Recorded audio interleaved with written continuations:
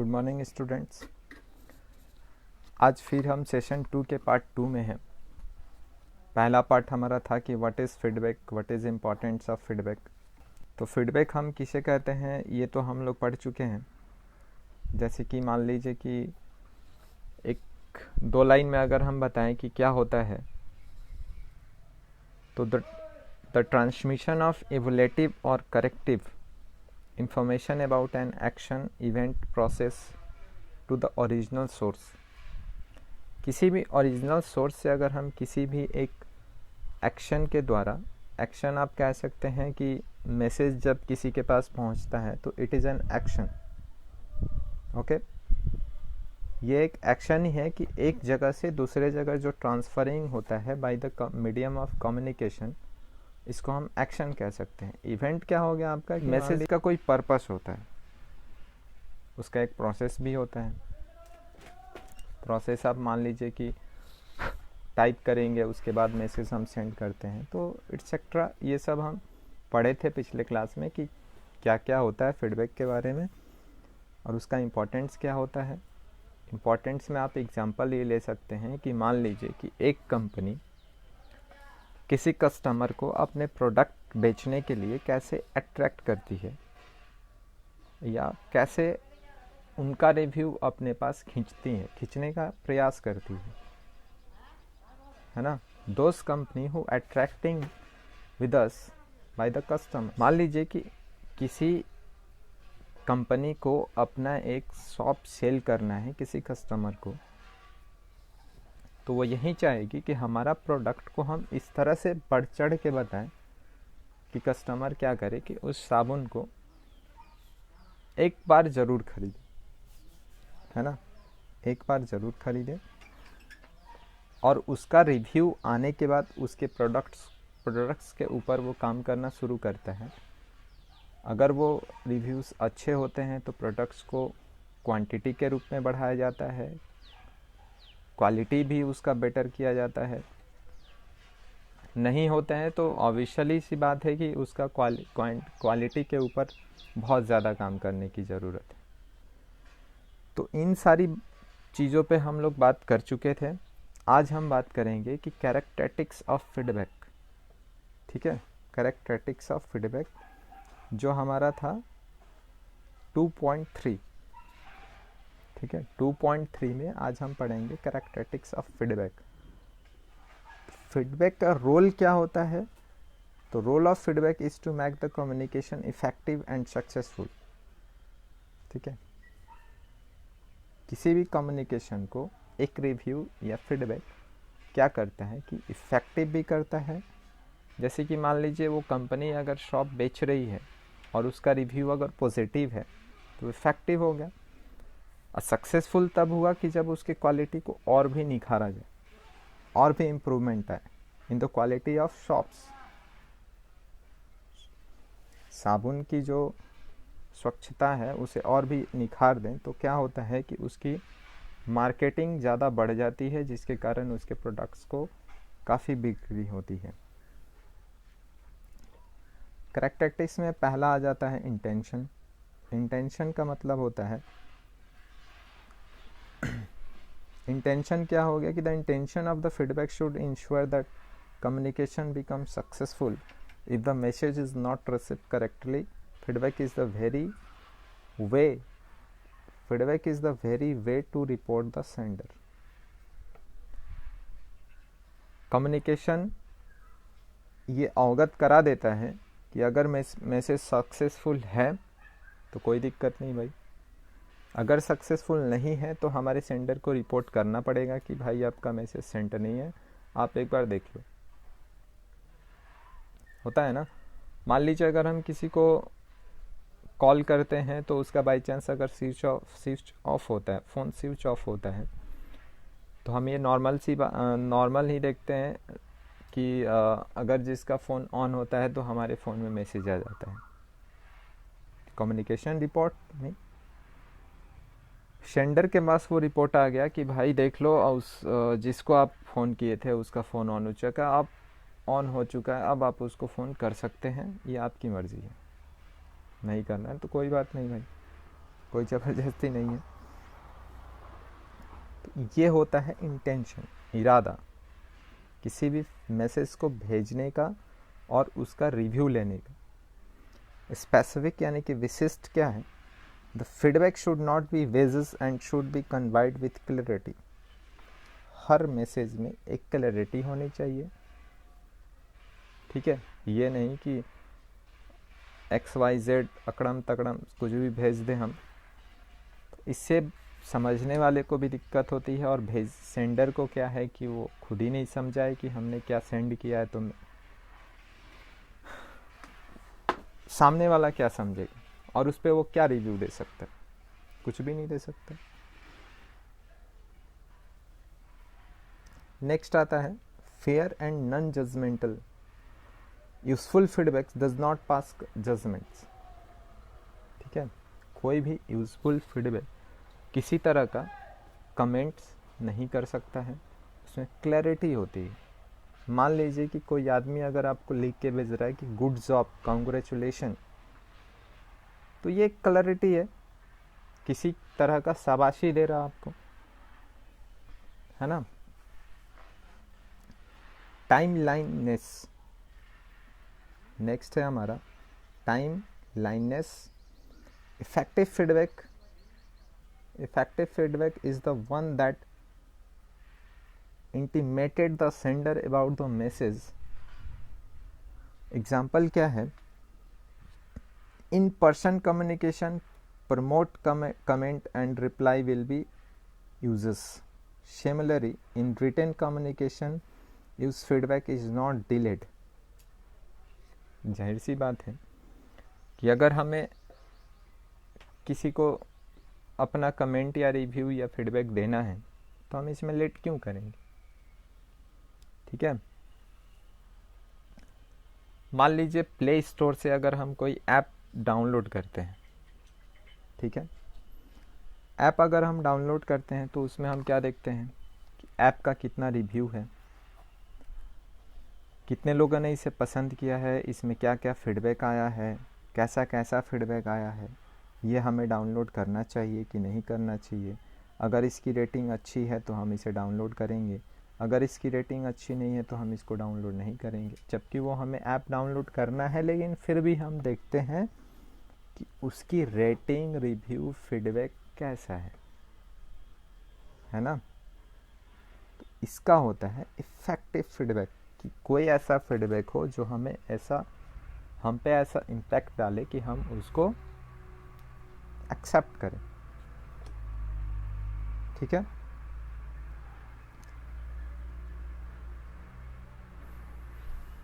इसके बाद हम लोग देख रहे हैं कि यूज़फुलनेस क्या है। आपको यहाँ से आप नोट भी करते जाइएगा, इससे क्या होगा कि हमें अलग से किसी मेहनत की ज़रूरत नहीं पड़ेगी कि आप एक PDF देख रहे हैं फिर वहाँ से नोट करें, ठीक है। एक छोटा छोटा डेफिनेशन है, इसको आप नोट कर सकते हैं, ओरली आप कहीं पे इसको सुना सकते हैं, आपको याद करने की तो ज़रूरत है ही। Effective feedback is the one that aims to improve the overall communication,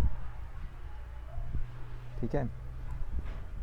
Effective feedback is the one that aims to improve the overall communication. Improve यानी कि खासियत को और बढ़ाना। समय समय पे क्या है कि थोड़ा थोड़ा बदलाव अगर हम करते जाएं तो हर चीज़ में इम्प्रूवमेंट आता है। जैसे कि मान लीजिए अगर आप किसी भी मैथमेटिक्स की क्वेश्चन में को सॉल्व कर रहे हैं, तो अगर वो क्वेश्चन हमसे नहीं बनता है तो हम बार बार अगर उसको हम प्रैक्टिस करते हैं तो ऐसा इम्प्रूवमेंट आता है कि एक दिन वो हमसे क्वेश्चन बन जाएगा। ऐसा नहीं होता है कि वो क्वेश्चन हमसे नहीं बनेगा। ठीक इसी तरह से हर चीज़ में अगर हम धीरे धीरे कुछ कुछ इम्प्रूवमेंट करते हैं तो इट इज़ बेटर दैन अस, ठीक है। ये अच्छा होता है हमारे लिए कि हर चीज़ बेटर होती जाती है। उसी तरह कम्युनिकेशन में भी होता है कि किसी भी फीडबैक के द्वारा जो हमारा प्रोडक्ट है उसमें इम्प्रूवमेंट होता है। जैसे कि हमने बताया कि अगर कंपनी चाहती तो शॉप नहीं बेचती, लेकिन उसको प्रोडक्ट बेचना है, कस्टमर को खरीदना है।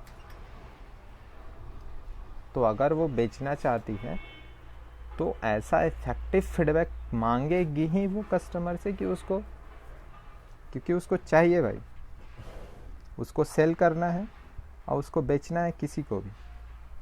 तो वो तो चाहेगी कि कोई ऐसा बंदा मिले जिसको इतना अट्रैक्ट किया जाए कि उसका फीडबैक हमारे लिए महत्वपूर्ण हो जाए।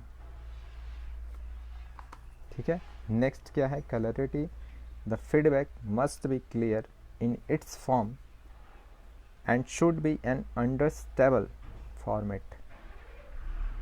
सिंपल सी बात है कि एक ऐसा क्लियर फॉर्म होना चाहिए जिसका अंडरस्टैंडेबल फॉर्मेट भी होना चाहिए।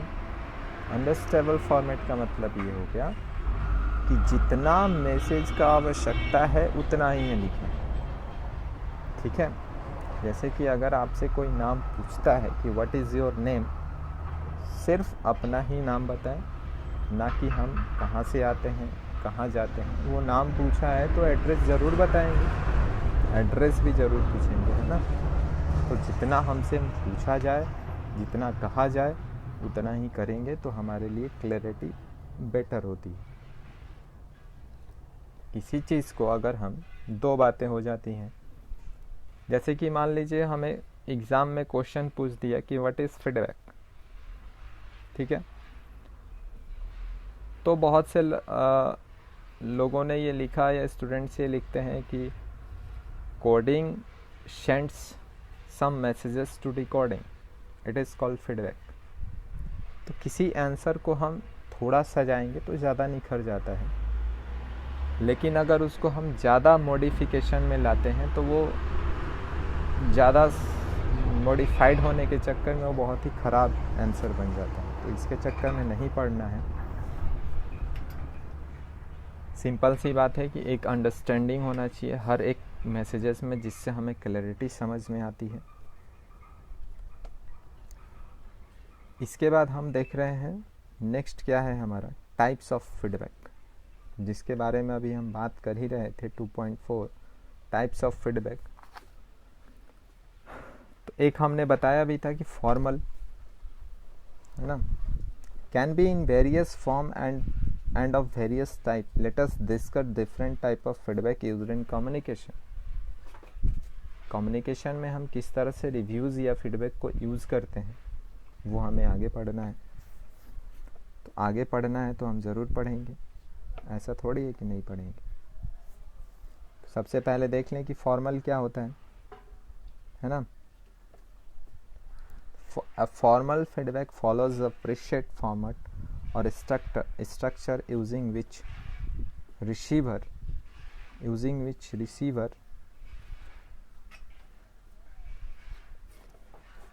ये है हमारा फॉर्मल फीडबैक, हम लोग पढ़ रहे थे। A formal feedback follows a preset format or structure using which the receiver frames feedback and sends it. हो गया। Formal feedback covers many predefined points and has a specific blueprints. The receiver frames the feedback as per this blueprint and sends its formal feedback. Takes time to construct and hence it is not instant. मतलब ये है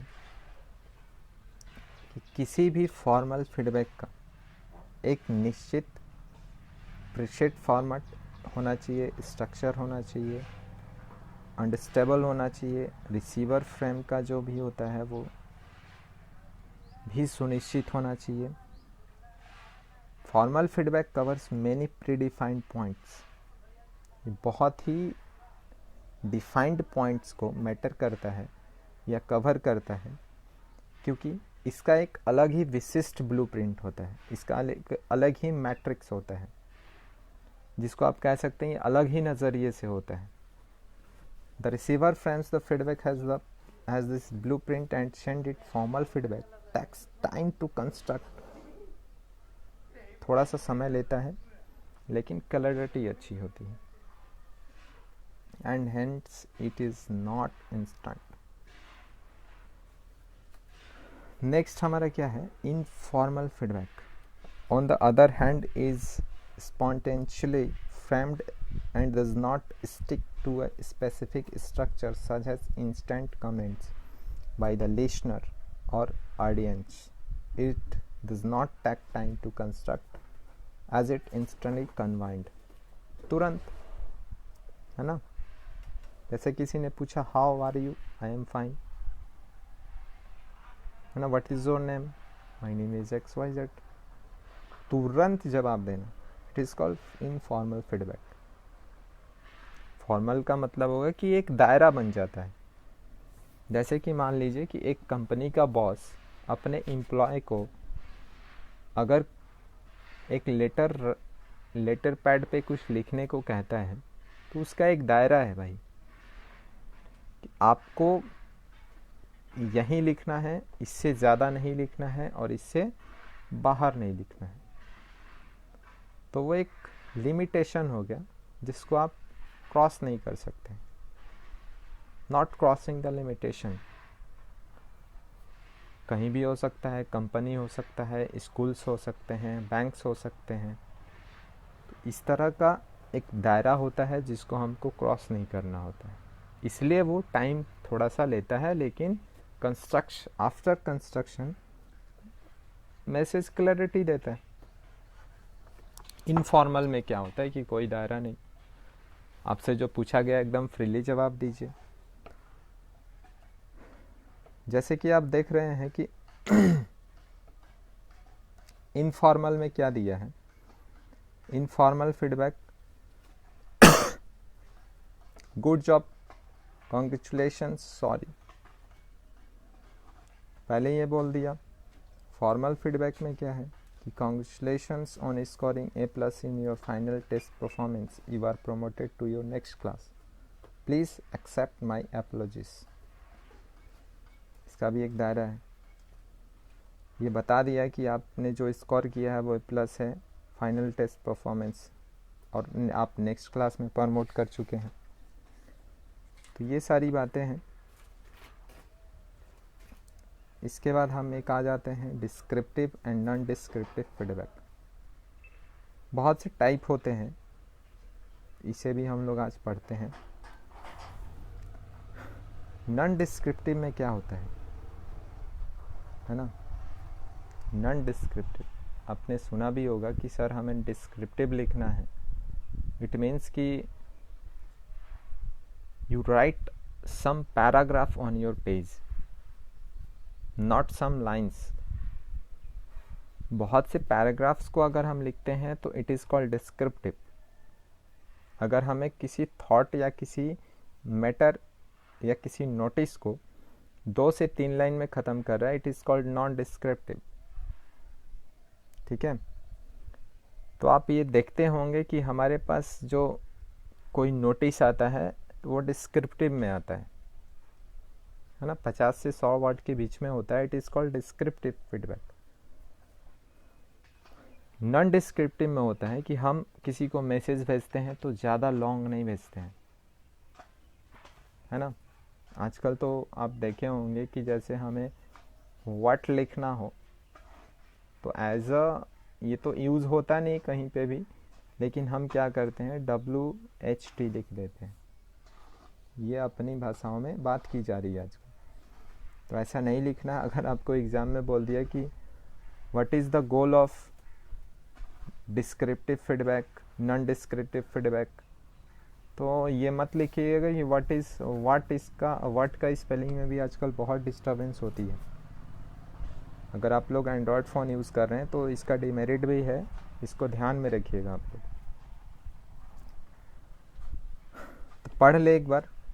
descriptive non descriptive क्या है?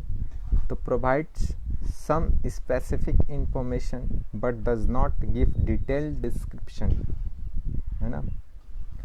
बताता तो है कि information क्या है, लेकिन उसका वो डिटेल नहीं बता सकता. इसी को हम लोग कहते हैं non descriptive feedback. The feedback combines meaningful specific response but does not come with descriptive analysis और सजेशंस. मतलब इसको कह सकते हैं ये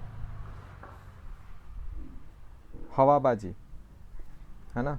अगर आपको हवाबाजी के डिटेल्स पढ़ने हैं तो आप डिस्क्रिप्टिव में जाइए भाई। तो a descriptive feedback on the contrary provides meaningful information in a detailed, expressive manner that also contains some analysis or suggestion etc. Simple सी बात है, नॉन डिस्क्रिप्टिव ने डिस्क्रिप्टिव वाले के पास भेज दिया, दोनों को आप भाई भाई कह सकते हैं। एक भाई ने दूसरे भाई के पास बोल दिया कि आप हम आपको रास्ता दिखा दे रहे हैं, रास्ता पे चलना कौन सिखाएगा, तो हमारे छोटे भाई डिस्क्रिप्टिव सिखाएंगे। ये हो गया। एग्जाम्पल्स क्या होता है थोड़ा ये भी देख लेते हैं बड़े भाई का, ठीक है। तो बड़े भाई का एग्जाम्पल यही है जिसको हम लोग नॉन डिस्क्रिप्टिव फीडबैक के रूप में पढ़ रहे हैं। तो I only liked your second paragraph, other need improvement. साफ साफ कह रहे हैं हमें सिर्फ दूसरी पैराग्राफ अच्छी लग रही है, आपको और भी ज़्यादा ज़रूरत है किसी के टॉपिक के बारे में लिखने की, है ना। In your article conclusion need rework. थोड़ा सा काम कीजिए, काम के बाद तो आप अच्छे हो जाएंगे। इसके बाद हम पढ़ रहेंगे डिस्क्रिप्टिव फीडबैक, है ना। इसके बाद हम पढ़ेंगे डिस्क्रिप्टिव फीडबैक। इसमें क्या है, डिस्क्रिप्टिव फीडबैक में क्या हो जाएगा कि all paragraph should cover basically on idea, only one paragraph was as per this specification, other paragraphs covered multiple ideas and the information was also not choosively linked, है ना।